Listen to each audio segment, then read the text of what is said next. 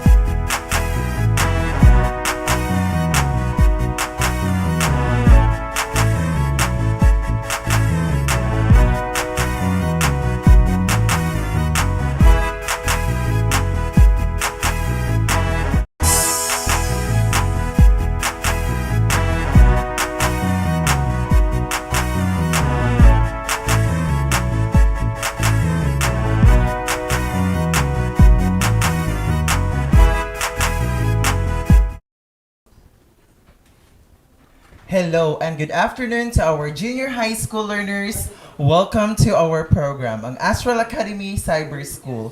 And we are live via DepEd Tayo Tanggub Facebook page, Astral Academy Facebook page, and Astral Academy YouTube channel. I am Teacher Louie. And I'm Teacher Brian, ang iyong teacher do sa MAPE. and I am Teacher Ten, ang iyong makakasama sa signaturang edukasyon sa pagpakatao. And we are here again sa inyong paboritong online class araw-araw, ang Astral Academy Cyber School. Thanks God, it's Friday. And we are glad that our learners are still with us no matter where they are and where they live in. Dahil maparadyo pa man, TV at FB, learning never stops. Hashtag Shine Tango Stars. You are right, Sir Luigi. I believe ang atong mga learners diri sa Division of Tanggub City are eager to learn more tungod sa ilang pagsubaybay permi sa atong Facebook Live facilitation. So, our subjects to be discussed later on are MAPE and ESP. So, junior high school learners, get yourself learning material and stay tuned. We will be right back after this short break. This is Astral Academy Cyber School.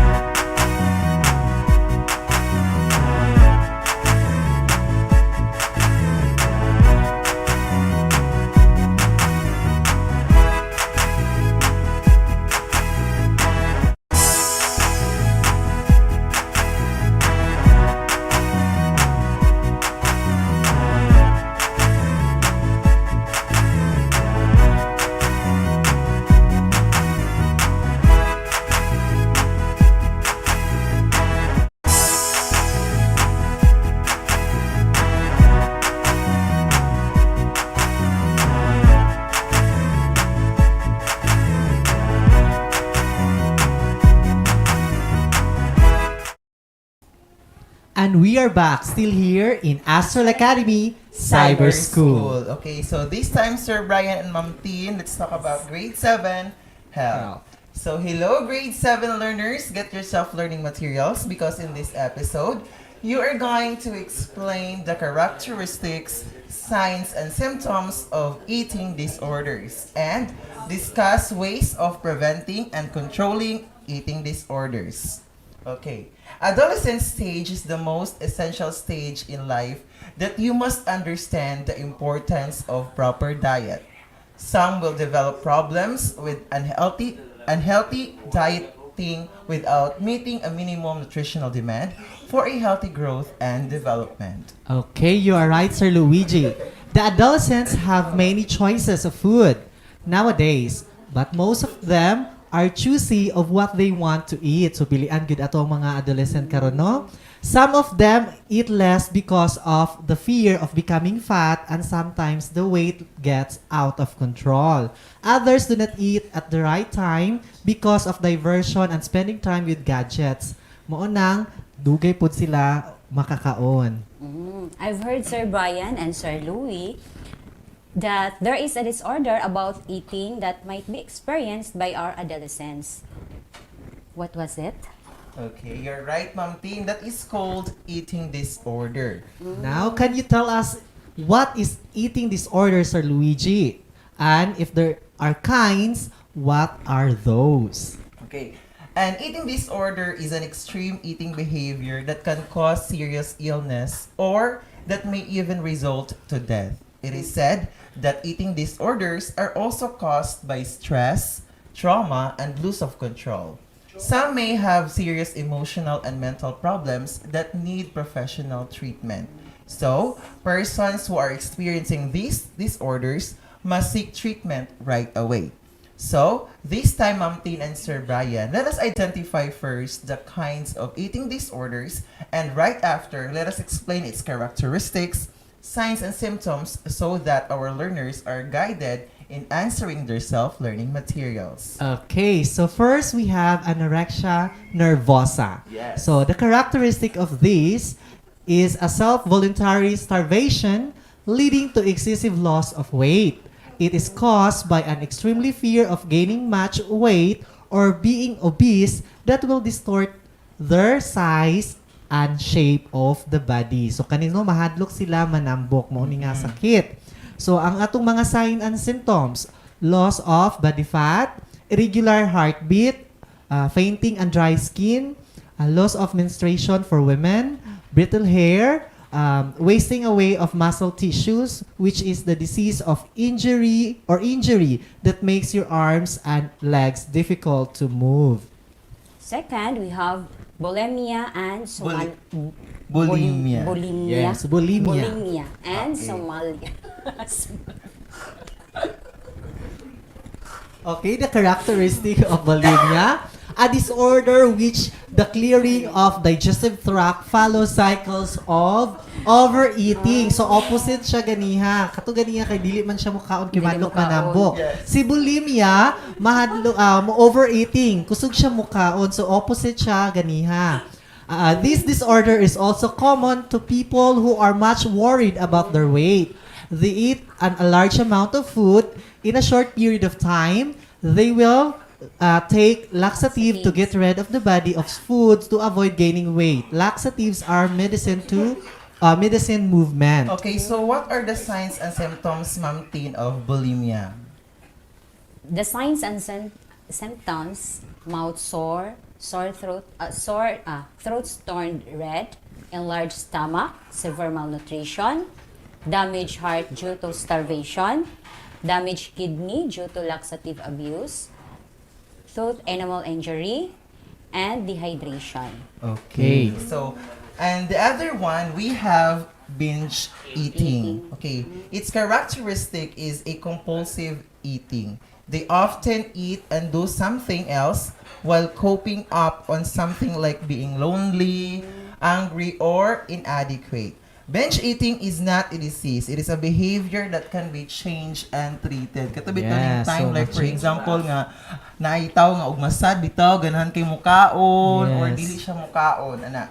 Okay, signs and symptoms: grief, and disgust or self-hatred, lack of control once begins eating, anxiety, Yes. shame, and of course, depression or a mood disorder that causes a persistent feeling of sadness and lose of interest. How to control or prevent these kinds of disorders, Sir Louis? Okay, here are some strategies to help you develop healthy eating behaviors and healthy attitudes toward self. We have these mental and physical strategies. When we say mental strategies, it means atong i-condition ato ang mind or atong panghunahuna. Okay, first is reframe the false ideas that weight and body size will lead to fulfillment and satisfaction. You are more than just what your body looks like. Second, choose to value more on your personality than your looks. Okay, focus na sa ato ang personality. Okay, third, we have be courageous to express your feelings honestly. Next, we have be confident about yourself. Sir Brian, next. And then next, meet more trusted friends. And then, be grateful about your body. So, kana dapat dita insecure, dapat no? Yes. Kana mga teenager, maguna to, mas mo insecure, magulpod sila, no? Maunang, Kay Sir for Brian, your, kuan kid sige sila. sila glantaw sa internet. So, kung sa ilang Yes. makita sa internet, ila din i-apply sa ilang kaugalingon. Kana. Next, we have establish a good relationship with your family and friends. Condition your mind that you do not need to be perfect because perfection does not exist. Correct. Next, be selective in what you see on TV or social media. Focus on what you can do, not on how you look. Correct. And then, share your problems to your family.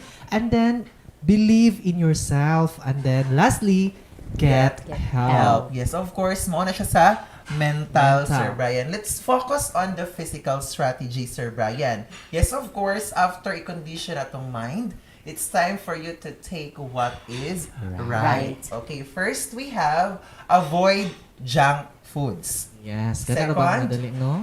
Second, eat balanced variety of foods including fresh fruits and vegetables. Ma'am Tin? Avoid skipping meals. Eat regularly.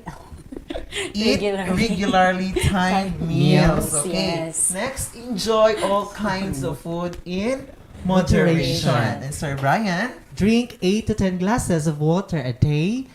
Do exercises daily, and lastly, find time to relax. Maudyo na siya yung pinaka-importante, Sir Brian. Okay. Okay, so you said earlier, Sir Luigi, that these kinds of disorder are treatable. So mas maulian na daw. So what are the possible treatments or interventions about these kinds of mental disorders? Okay.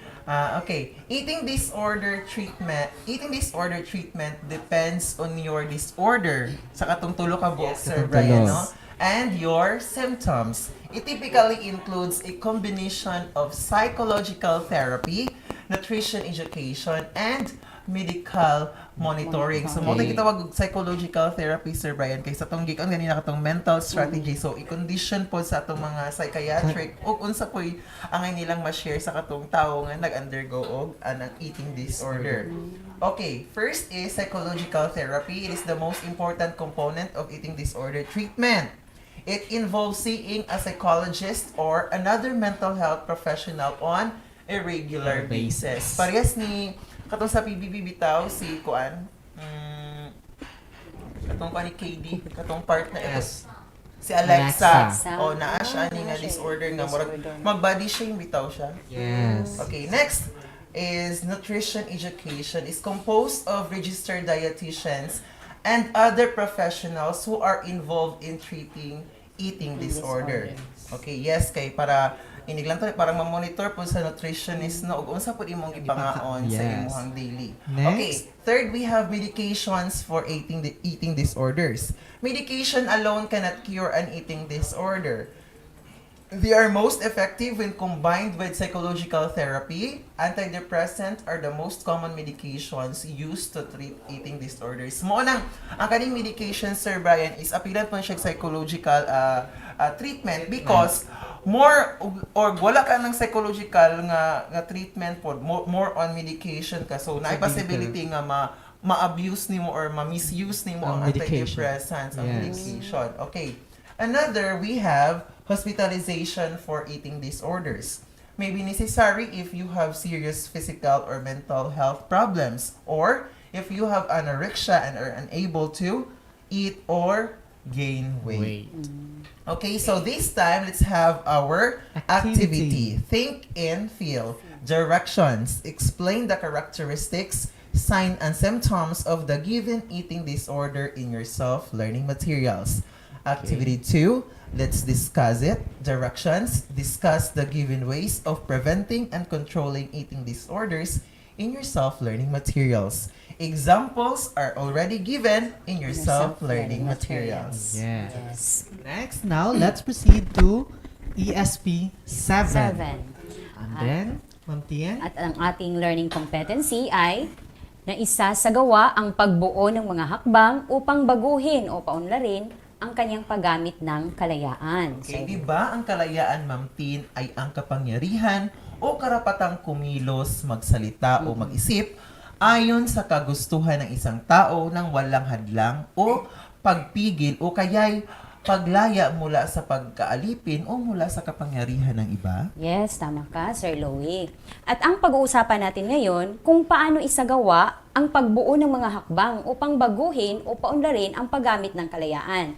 Ayon kay Santo Tomas de Aquino, mayroong dalawang uri ng kalayaan. Una, ang panloob na kalayaan at pangalawa ay ang panlabas na kalayaan. So sa panloob na kalayaan ito ay nagtataglay ng kalayaang gumusto. Ibig sabihin, mayroon kang kalayaang magnais o hindi magnais o kaya'y gusto o kaya'y hindi gusto. At kalayaang tumukoy na ang ibig sabihin ay kalayaang tukuyin kung alin ang nanaisin o gustuhin gawin.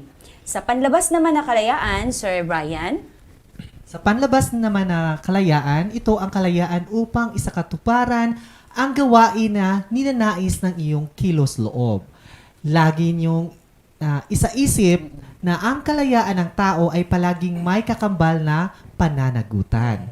Dapat handa kang harapin kung ano ang kalalabasan sa paggamit mo ng iyong kalayaan. Okay, so gaano ba kahalagang malaman o matutunan ang mga ito? At bakit kailangan natin itong pag-aralan, Ma'am Tin? Siyempre, mahalaga ito upang mabigyan din natin ng importansya at magamit ng wasto ang kalayaang tinatamasa natin sa ating bansa, sa ating lipunan, maging sa loob ng ating pamilya o tahanan.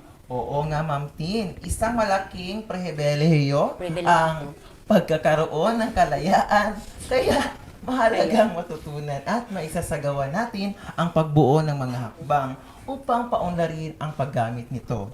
Di ba may mga bansa na maituturing na hindi masyadong malaya? Yes, Sir Luigi. At mayroon din na maging sa loob ng pamilya ay masasabi nating hindi masyadong malaya. Ma'am Tin, ano-ano ba ang mga hakbang sa pagbuo ng mga ikakaunlad sa paggamit natin ng kalayaan?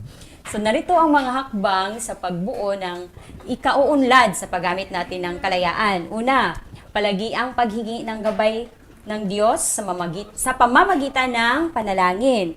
Pangalawa, pakikinig sa sinasabi ng konsensya.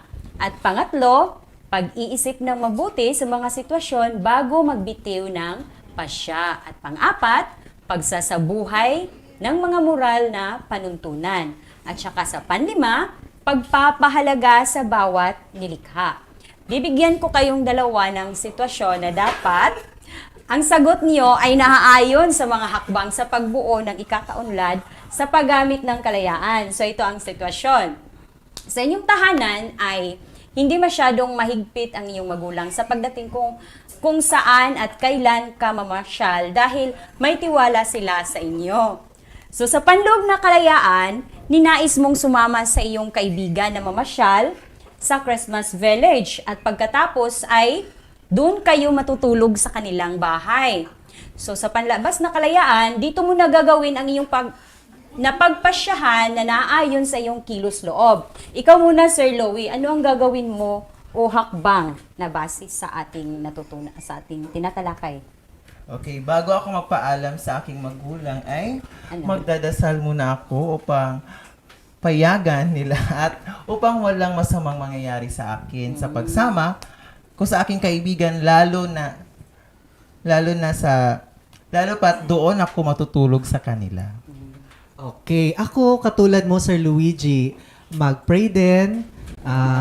Ako syempre na para payagan at magbigyan ng baon at para sa safe sa pagiging pamamasyal, pero sabi ng aking konsensya, hindi ako matutulog sa kanila kasi hindi proper dahil malapit lang naman ang bahay namin. Kaya uuwi na lang ako sa amin as respect sa aking sarili at sa aking mga magulang. Wow, ang bait niyo naman. So ganun lang ang gagawin mo tungkol sa pagpasya sa mga ninais mong gawin. Dapat alalahanin lagi ang mga hakbang sa pagbuo ng ikakaunlad sa paggamit ng kalayaan. So ngayon, ito ang gagawin nyo. Isagawa ang pagbuo ng hakbang upang baguhin o paunlarin ang paggamit mo ng iyong kalayaan. Sa iyong mga nakaraang ginawa at pasya, alin sa mga ito ang nais mong baguhin o paunlarin? So magtala kayo ng mga kilos na gusto mong baguhin o paunlarin. At ano ang mga epekto nito sa kapwa at sa iyong pagkatao? So may mga gabay na may gabay sa ibaba at gawin ninyo itong halimbawa. Ang gabay na ito, okay? Sa kilos na kung na gusto kong baguhin sa sarili. Okay, So, halimbawa, ang pagsagot ko sa aking ina kapag pinapagalitan ako. Ano ang epekto sa kapwa at sa aking pagkatao nito, Sir Luigi? Siyempre, nasaktan ko ang damdamin niya. Okay, ano naman ang mga gagawin kong pagbabago?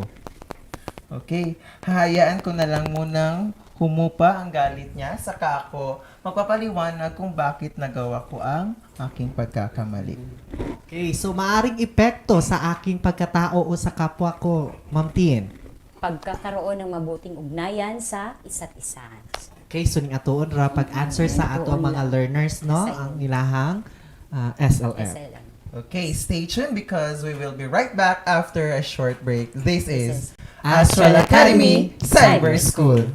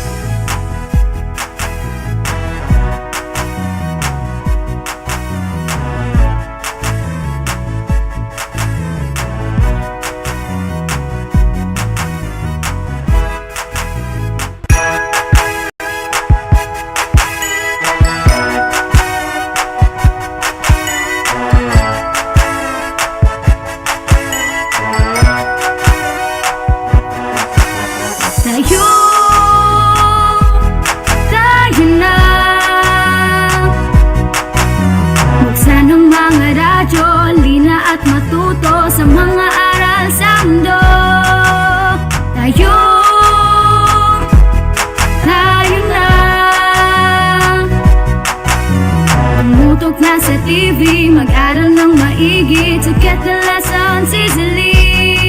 It's tangkop, tangkop, tangkop time. We learn all things, it's very fine, masaya. Tutok na. It's tangkop, tangkop, tangkop time. We learn all things, it's very fine, masaya. Tutok na.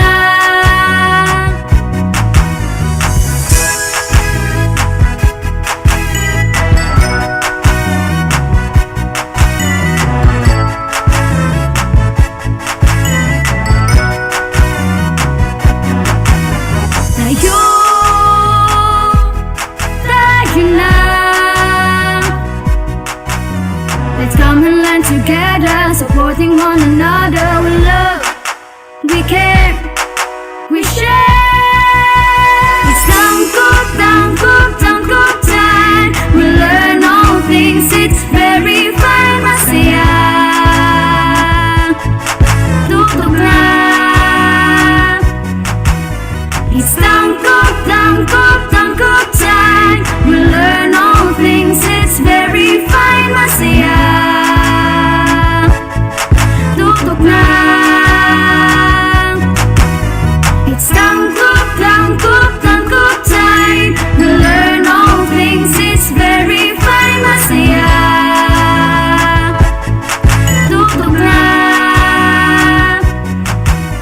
It's tangkop, tangkop, tangkop time. We learn all things, it's very fine, masaya. Tutok na. It's tangkop, tangkop, tangkop time. We learn all things, it's very fine, masaya. Tutok na. Tangkop, tangkop time.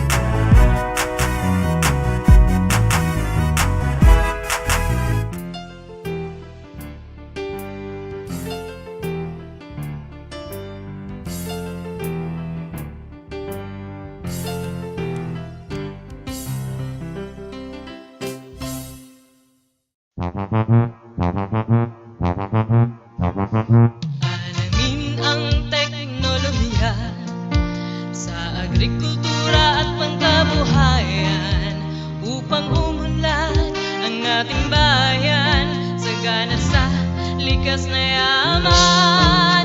Halika na, mag-ipipin na, ipipin na, ipipin na. Halika na, mag-aral na. Alamin ang teknolohiya sa agrikultura at pangkabuhayan upang umunlad ang ating bayan sagana sa likas na yaman. Halika na.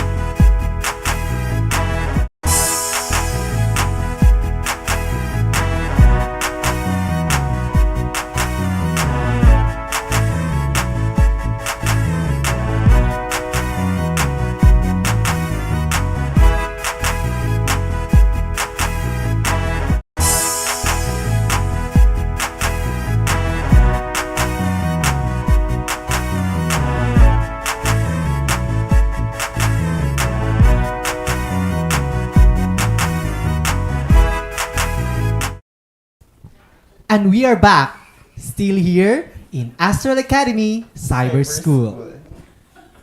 Okay, so this time, Sir Brian and Ma'am Tin, let's proceed to grade 8 health. So Okay. our learning competencies are discuss the essential newborn protocol or unang yakap and advantages of breastfeeding for both mother and child. Recognize the importance of responsible of immunization in protecting children's health and analyze the importance of responsible parenthood. Okay, so last meeting, nag-discuss naman tayo sa importance of newborn screening and the APGAR scoring system for newborn, which is the appearance, ang pulse sa bata, ang grimace niya, ang facial expression, ang activity and respiration. So, for the grade 8 health, focus dyan punta sa family life. So, manaman gani ang last meeting, ang uyab-uyab, pag date-date, nakasal na, nanganak na, so karon pagawas sa bata. Dito ta sa unang yakap. So, okay. So, Ma'am Tin. Makarelate gid si Ate Shane anino. Yes. Okay. So, Ma'am Tin, unsa man ka-essential ang unang yakap? So, paggawa sa imong baby, unsa man jud ka importante jud ang unang yakap? So sa unang yakap sa imong baby is very essential because it is simple way and evidence-based interventions that may help in ensuring the survival of all newborns and young infant. Yes, exactly, Ma'am Tin. The most important outcome of unang yakap is the promotion of breastfeeding. Some of the baby is placed closely to the mother's breast. He becomes familiar with the breast as the source of food.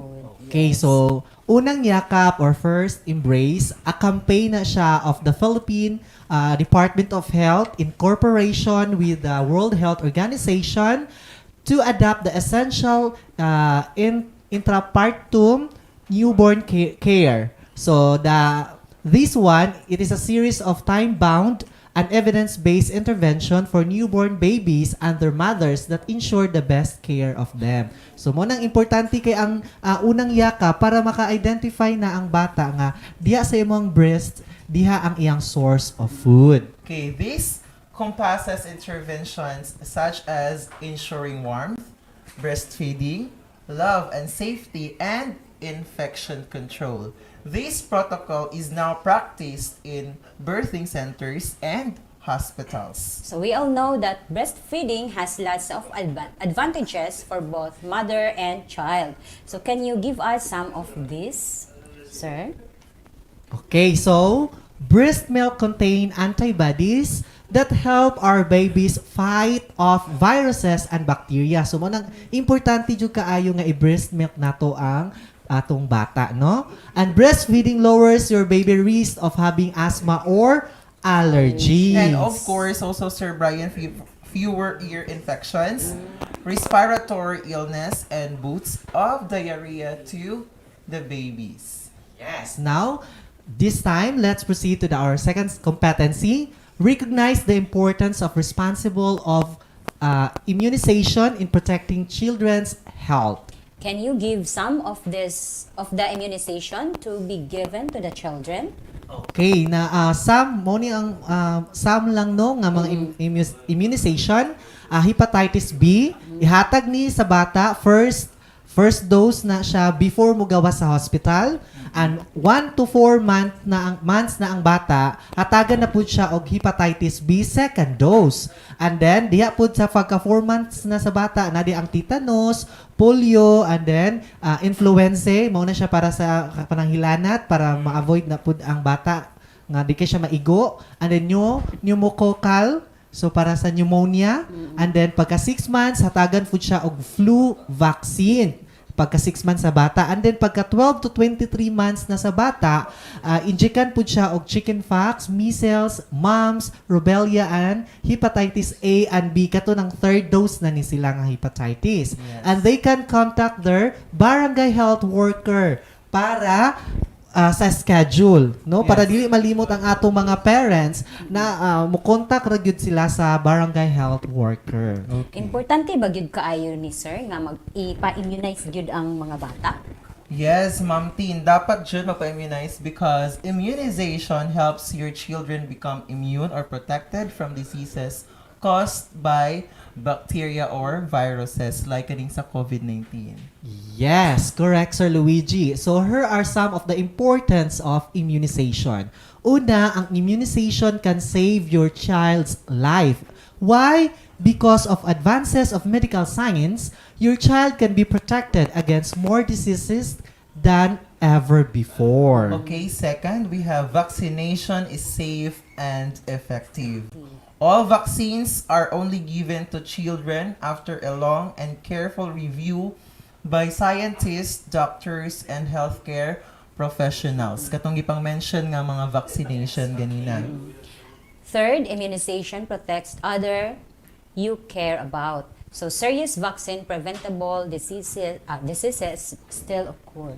Yes. Next, ikaupat, immunizations can save your family time and money. Yes. Why? Because a child with a vaccine preventable diseases can keep out schools or daycare facilities. So, kailangan yun ang vaccine para dili kay siya dali taptan og sakit. And the last one is immunization protects future generations. Okay, vaccine have reduced and in some cases eliminated many diseases that killed or severely disabled people just a few generations before. Like para sa tong wala bitong vaccination sa polio, Sir Brian. So Yes. mostly jud daghan jud kay nagka-polio nga mga bata before kay wala man siya na-discover nga vaccination. Okay, for Convent, Sir Brian, kaning sa ato ang COVID-19, Sir Brian, so ato pang gina-encourage jud po, Yes. no, ang ato ang mga learners nga Vaccine. magpa-vaccine Because the vaccine is safe and effective. Yes. Next, let's proceed to analyze the importance of responsible parenthood. What is a responsible parenthood? Okay, murag so far murag si Ma'am Tin jud ang makatubag pero ako lang mo kan. Okay. Responsible parenthood means bringing children up well. Yes. Okay, bringing children up well encompasses many different things, and of course, it depends on the individual child, their personality, their interest, and so on.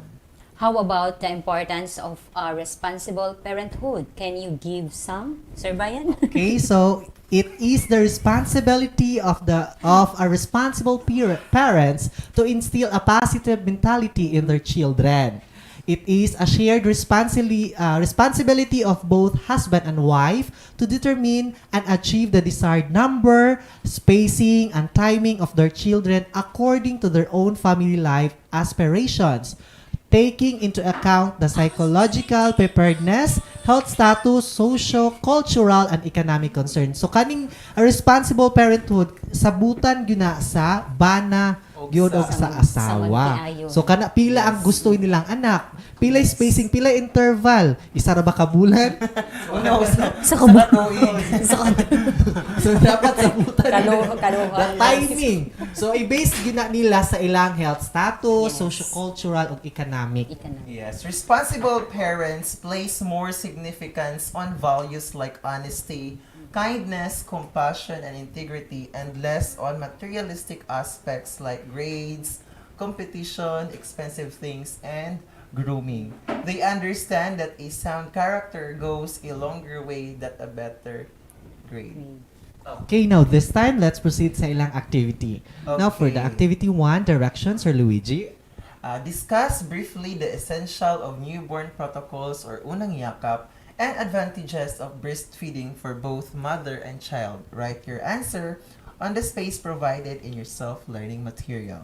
Okay, so for the activity 2, and recognize at least one importance of responsible immunization in protecting children's health.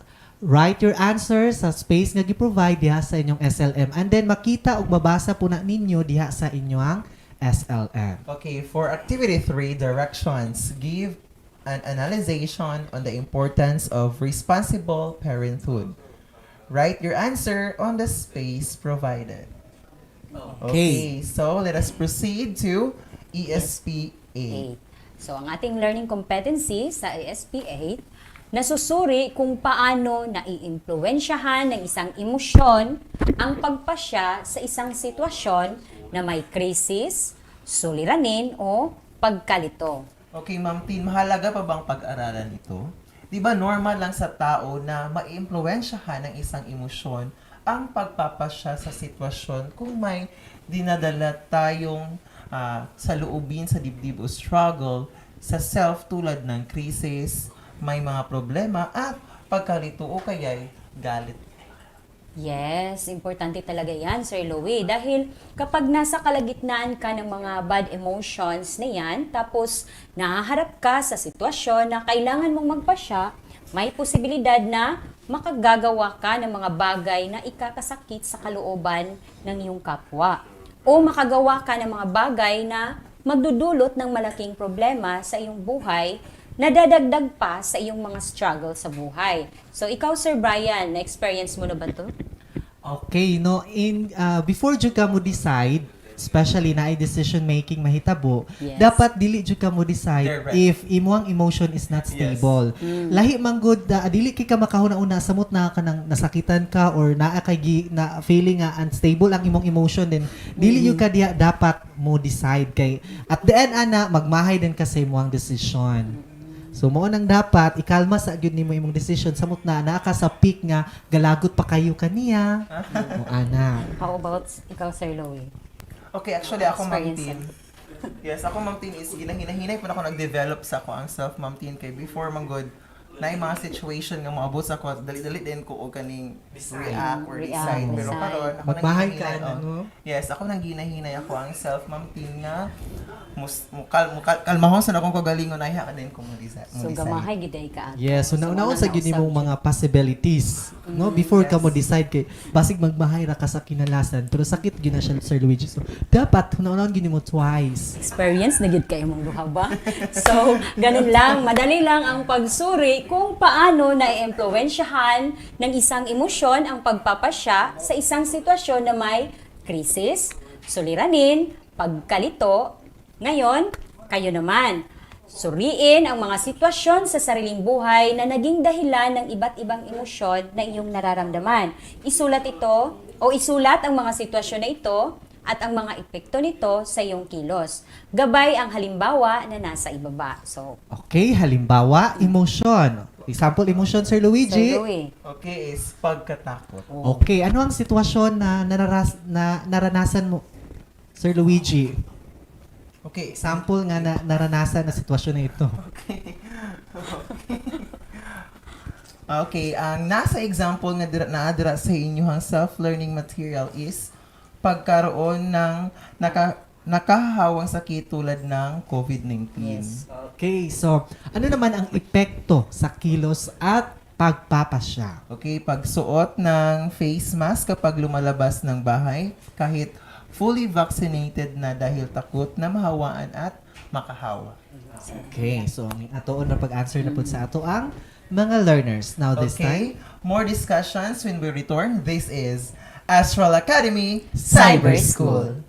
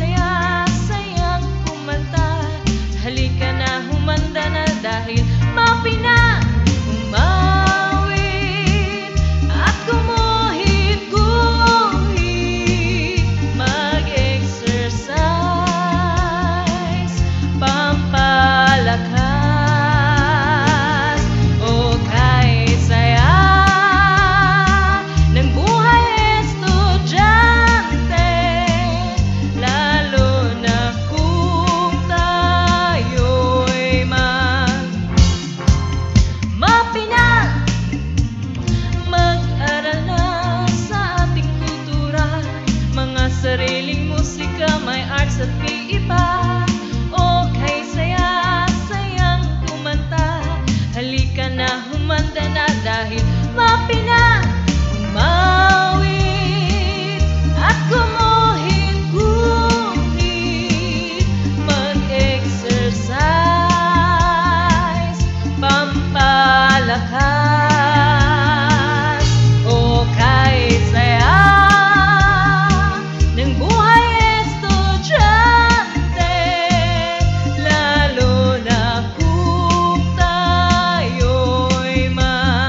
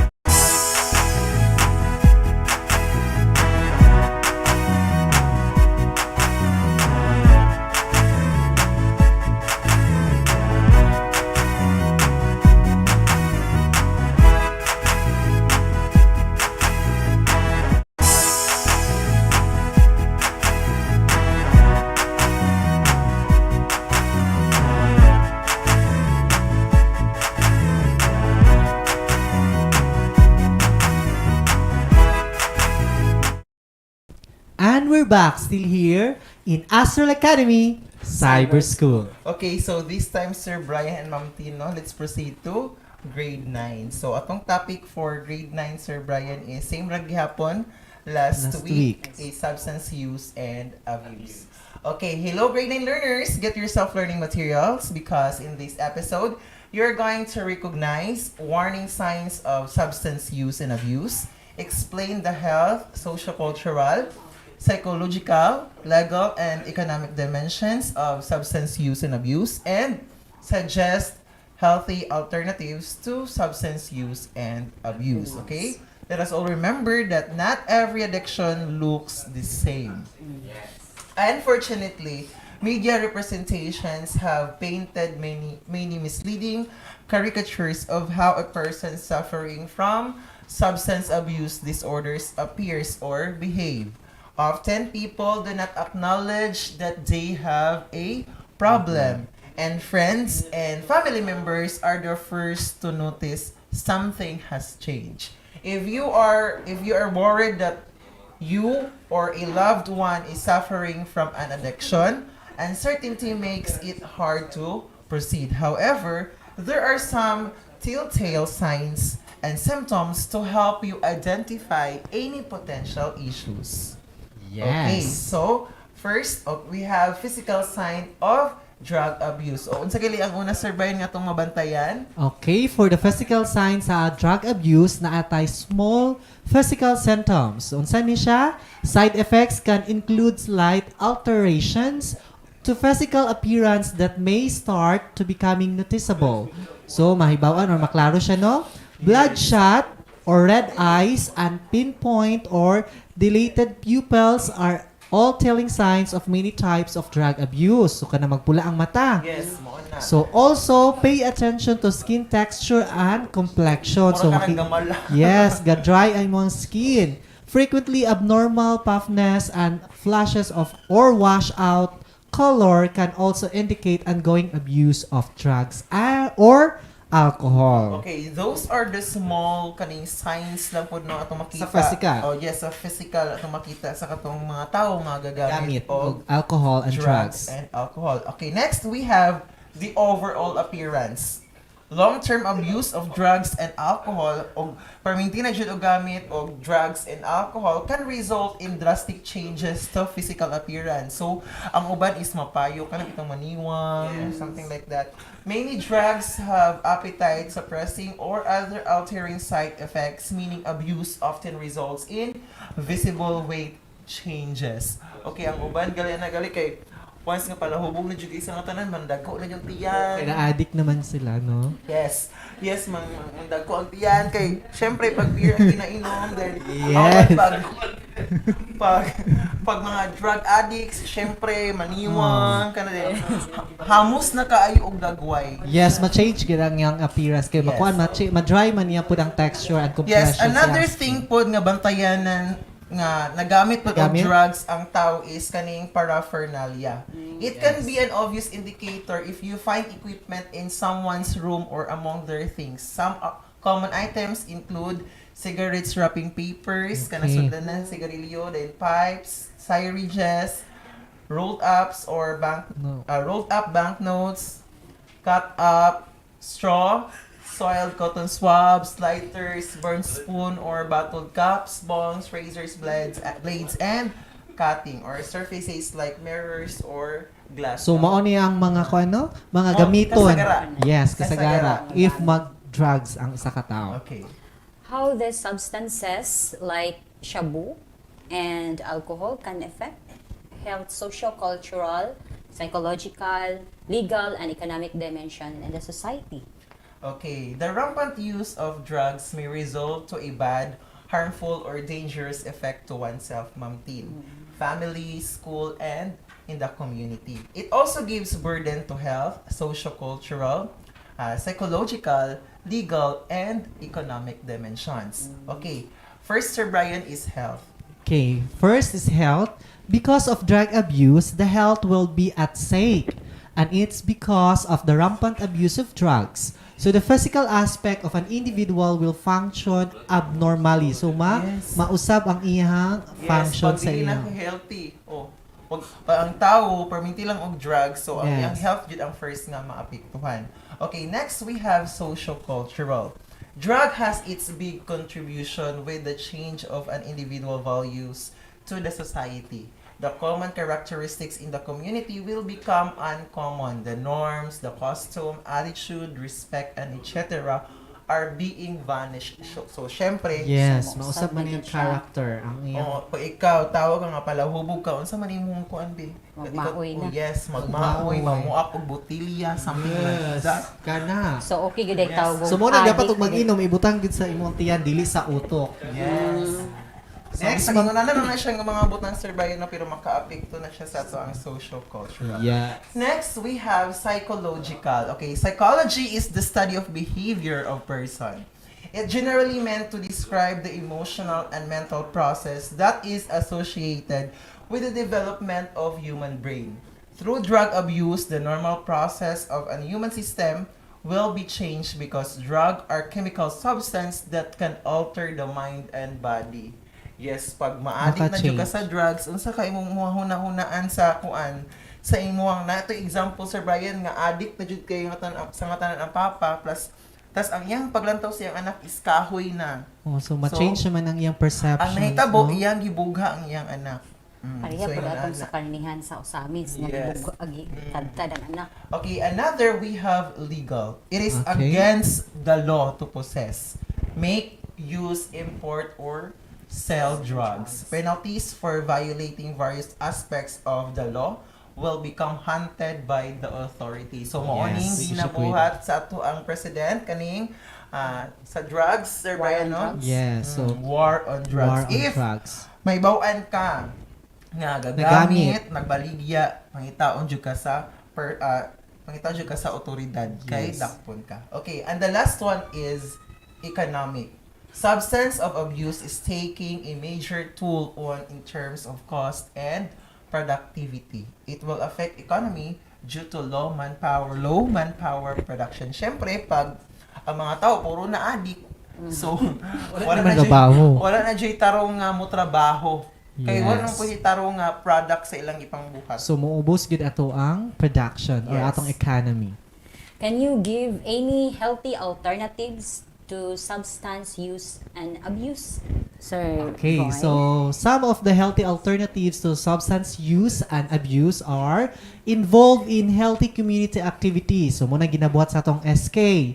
And then next, keep yourself busy. So mag-busy-busy jud ka. So dapat na jud kay batong na ay mga kuan nga padala sa barangay. Mostly bitaw. Kaya na mag-good Sir Brian, no, if dili ka busy like na boredom ka, so magahuna-huna kag lain. Manigirilyo. Manigirilyo. Kay mostly kung mangutana ka nganong manigirilyo ka kay wala siya, bored siya or wala siya gibuhat. Or mo inom baka kay gibuhingan siya sa ilahang balay. Next, eat proper, don't skip meals. Properly, so mukaon jud ka properly, no? And the next, be engaged in sports. So mo nang dapat naagi sports always. And then sleep well, matulog yun ka. Pero sa manggod kay dili kay katulog tungod guro kay insumyahon pud siya. And then ang usahay manggod ang uban mo inom og drug para makatulog. Yes, you're so ang uban mo nang dependent ang uban. Dependent. Next, you must not have a long break. Yes, kay parang dili ka makahuna-huna og like mo drink kag alcohol or mo take ka og drugs. Let us all remember no sa ato ang mga learners nga katong ipang storya ni Sir Brian is just some of the few. Yes. Some of the many di ay nga mga healthy alternatives para ato pong ma-share sa ato ang mga learners on how to kuan nga mahilayo sila sa paggamit sa illegal nga droga. Mo kuning sa ato ang school Sir Brian natay gitawag og kaning barkada kontra droga. And there are lots of activities in school, even na ata sa pandemic, Sir Brian. Para ma-divert ang ilang time no nga buringan sila, so buhatan na to silang activities. Okay, so remind sa to ang mga learners nga makita dira sa inyo ang screen ato ang ikaduhang attendance marker. Okay, so this time, Sir Brian and Ma'am Tin, let us proceed to ESP9. So, ato ang learning competency karon nakapagsusuri kung ang pagawang nasasaksihan sa pamilya, paaralan o barangay, pamayanan ay nagtataguyod ng dignidad ng tao at paglilingkod. Okay, so bakit mahalagang suriin kung ang nasaksihang ginawa ng pamilya, paaralan, pamayanan o barangay ay nagtataguyod ng dignidad ng tao at paglilingkod, Ma'am Tin? Aba, syempre, Sir Sir Louie, kasi bahagi tayo ng mga yan at bilang bahagi ng ating pamilya, paaralan at pamayanan, dapat aware tayo sa ating tungkulin lalo na sa pagtataguyod ng dignidad ng tao at paglilingkod. Halimbawa, sa clean-up drive na programa sa ating barangay ay sumasali tayo, di ba? Para sa ating sa paglilinis ng daan. Ikaw, Sir Louie, may nasaksihan ka bang mga gawain sa inyong paaralan? Kaya ganyan din sa aming paaralan, Ma'am Tin and Sir Brian, no? May clean-up drive din tayo, Sir Brian. At saka yung tree planting. Tree planting. Okay. So, ganyan lang kadali ang pagsusuri sa mga nasaksihang ginagawa kung ito ba ay nagtataguyod ng dignidad ng tao at paglilingkod. So, ito ang gagawin ninyo ngayon. Magtala ng mga pagsusuri sa mga pagawang nasaksihan sa pamilya, paaralan, barangay o pamayanan na nagtataguyod ng dignidad ng tao at paglilingkod. So, Okay, ito ang halimbawa. Halimbawa, so paggawang nasasaksihan sa pamilya, paaralan o barangay o pamayanan. Halimbawa, magbigay ng halimbawa, Sir Luigi. Okay, ang halimbawa na nasa niyang self-learning material is ang paglilinis ng nanay sa buong bakuran. Okay, so paano ito nagtataguyod ng dignidad ng tao at paglilingkod, Ma'am Tin? Ito, na itataguyod ang dignidad sa tao at paglilingkod sa pamamagitan ng voluntaryong paglilinis sa paligid upang mapanatili ang kalinisan at makaiwas sa sakit lalo na sa dengue at iba pa. Okay, so ning atuon na pag-answer sa atong mga learners, Natura no? kasayon. Okay. Okay, stay tuned because we will be right back after a short break. This is Astral Academy Cyber School.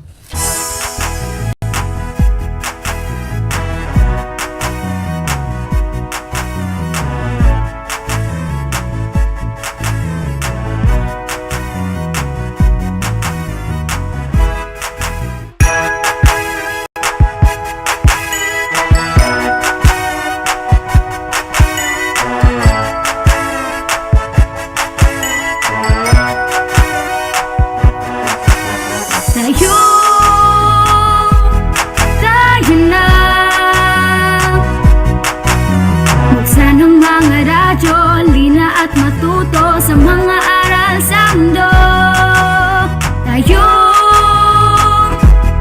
Tayo na. Tumutok na sa TV, mag-aral ng maigi to get the lessons easily. It's tangkop, tangkop, tangkop time. We learn all things, it's very fine, masaya. Tutok na. It's tangkop, tangkop, tangkop time. We learn all things, it's very fine, masaya. Tutok na.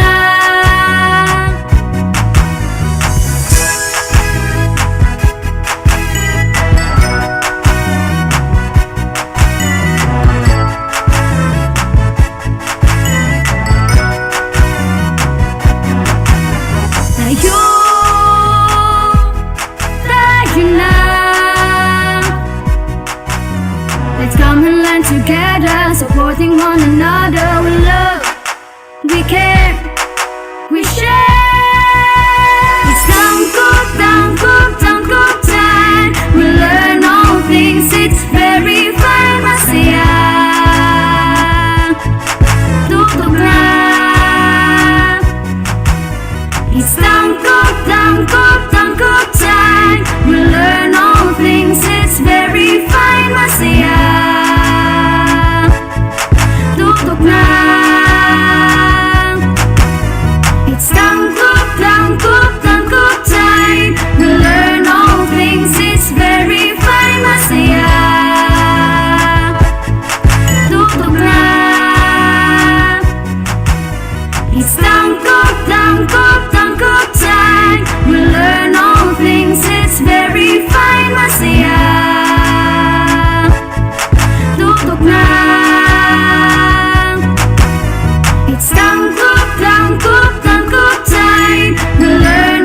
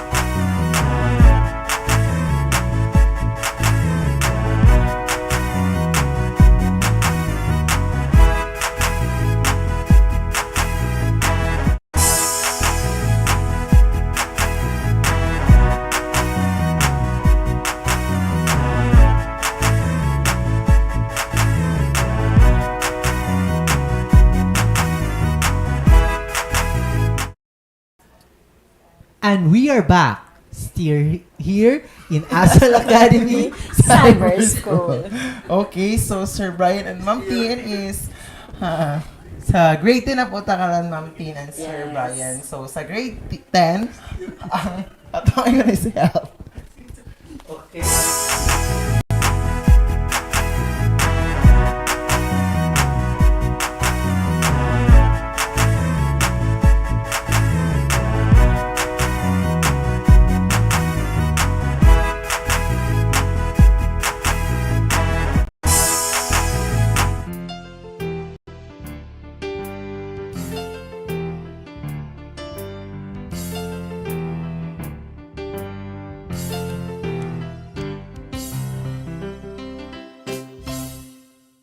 Alamin ang teknolohiya sa agrikultura at pangkabuhayan upang umunlad ang ating bayan sagana sa likas na yaman. Halika na mag-ipipina, ipipina, ipipina. Halika na, mag-aral na.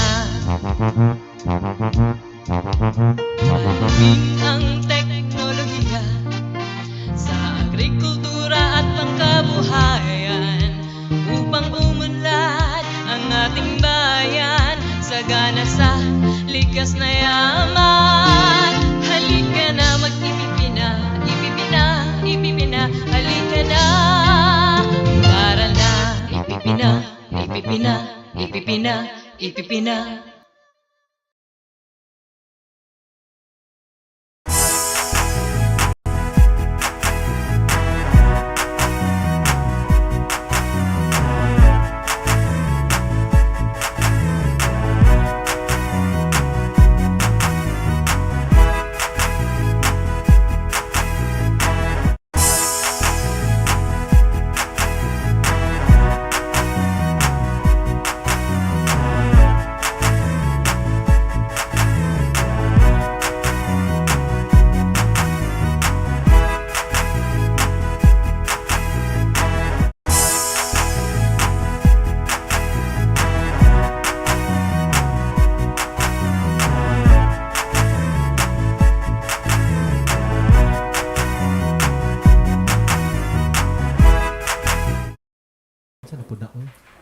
And we are back, still here in Astral Academy Cyber School.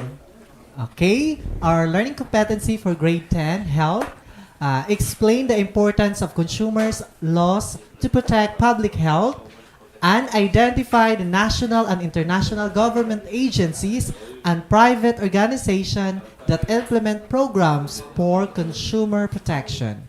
So do we have a consumer law that protect the public health, and what is the importance of this? Yes, Ma'am Tin, we have health-related laws such as productive health laws, substance use and abuse, social health laws, and safety in the environment. Okay, so this enables them to make the best choices based on their interests and prevents them from being mistreated or misled by business. Consumers protection policies, laws, and regulations help increase consumers' welfare by ensuring that business can be held accountable. Can you identify national and international government agencies and private organizations that implement programs for consumer protection?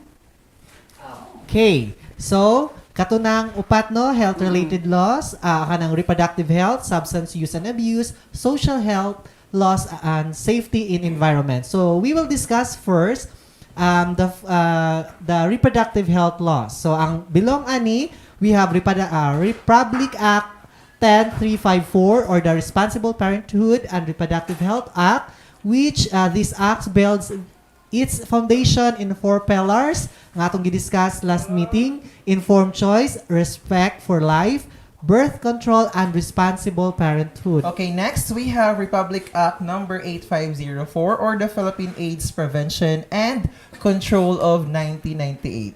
This act promulgates policies and prescribing measures for the prevention and control of HIV/AIDS in the Philippines, instituting a nationwide HIV/AIDS information and educational program establishing a comprehensive HIV/AIDS monitoring system, strengthening the Philippine National AIDS Council, and the other purposes.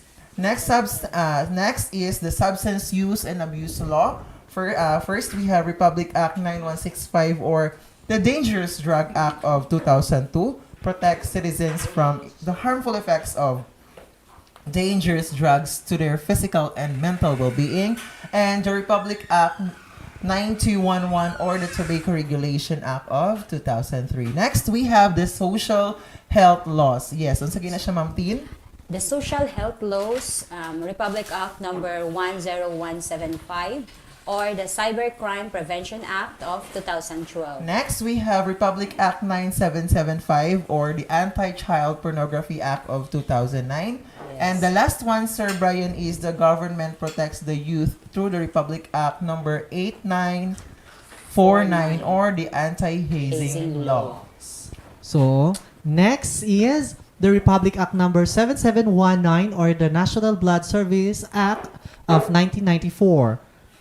So, it aims to promote and encourage volunteer blood donation by the citizenry, provide for adequate, safe, and affordable and equitable distribution of blood and blood products. And lastly, the Safety in Environment, the Republic Act number 9512, or the National Environment Awareness and Education Act of 2008. And the Republic Act number 8750, or the Seatbelt Use Act of 1999. And the last one, we have Republic Act 10586, or the Anti-Drunk and Drug Driving Law. And these laws are being discussed last week. Okay, for the activity 1, directions, in 3 to 5 sentences, explain the importance of consumer laws to protect health. Next, activity 2, Sir Luigi. Okay, directions inside the table in your self-learning material are some national agencies and private organizations that implemented programs for consumer protection. Identify what agency implement these health-related laws by putting in their corresponding category. Write the complete name of agency on the table provided in your self-learning materials. Okay, now this time, let's proceed to ASP 10 with our learning competency, Ma'am Tin. Ang ating learning competency this week, nakapagsusuri ng kabutihan o kasamaan ng sariling pasya o kilos sa isang sitwasyon batay sa layunin, paraan at circumstansya nito. So, kailangan ba nating suriin kung may kabutihan ba o kasamaan ang sariling pasya o kilos? Yes, Ma'am Tin. So, kailangan dyan na to, Sir Brian, no, isuriin good, Sir Brian, no, ato ang mga pasya. Desisyon. Yes, mga desisyon para kung unsa man galing ato ang mga pasya or kilos dili tama. Yes, kung kana ba ato ang pasya or ang kilos is nakakasama ba or nakakabuti sa ato ang isig kataw. So dapat ato yung i-think twice no before nato siya buhaton. Yes. So, tama kayo. Sa pamamagitan ng pagsusuri mo sa iyong kilos o mga ginagawa, masusukat mo kung gaano ka kabuting tao batay sa iyong mga layunin, paraan at mga circumstansya. So ngayon, ang gagawin nyo ay panuto, suriin ang bawat sitwasyon sa inyong self-learning material at tingnan kung mabuti o masama ang ginagawang pasya o kilos ng tauhan. Lagyan ng check ang kulom ng mabuting kilos kung ikaw ay naniniwala na ito ay mabuti at lagyan ng ikes ang kulom ng masamang kilos kung naniniwala kang ito ay masama at ipaliwanag. Okay, so ang mga sitwasyon is naana sa inyong self-learning material. Kindly read na lang mga learners. Okay, so this time, Sir Brian and Ma'am Tino, di na ato ang nahumay na atong discussion from grade 7 to grade 10, MAPI and ESP. So, learners, ang inyong ikatulong attendance marker, makita na po dira sa inyong screen. Ibabaw. Okay, so this time, Sir Brian and Ma'am Tin, it's time na nga magpasalamat, especially sa atong executive producer headed by Sir Gasepi, production team, and of course, to our dear learners nga naminaw gyud og naglantaw sa ato ang FB Live from Monday to Friday. This has been Luigi Teleron from Silangit National High School. This has been Brian Cahigas of Sumirap National High School. And this has been Kristen Monternel from Kanyangan National High School. This is Astral Academy Cyber School.